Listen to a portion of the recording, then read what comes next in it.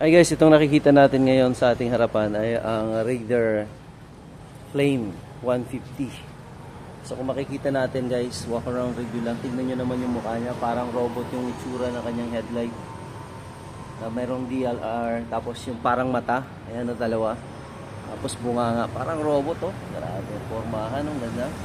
Tapos guys, ito ay water cooled na rin. Ayan, napakalaki ng kanyang radiator. Tapos yung disc niya, tapos yung napakagandang ng mag rim niya, napakaganda. Ayan oh, napakaganda ng niya, ng mag rim niya. Tapos itong Rosy Flame na to ay dual overhead cam na rin siya. 6-speed water cooled. Yan, yung kanyang engine, ang oil niya is 1.3 liters. Yan, napakalaki na. Tapos pagdating dito, napaka-neat ng design ng tambucho niya. May dalawang butas, may dalawang exhaust siya. Tapos of course,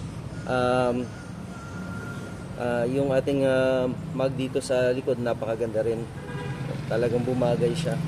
Tapos of course, disc brake na rin ito, mga ka-rides. Disc brake. Ayan, tapos yung running light niya, signal light. Ayan, napakaganda. Napakaangas ng forma ng flame na to. Oh. Kung titignan nyo, grabe.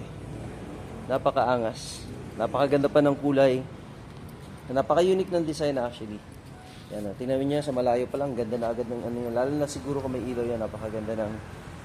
And then yung design niya, napaka-cool. Napaka-premium. Yan, napaka-premium yung dating ng pagkas na niya, aqua blue.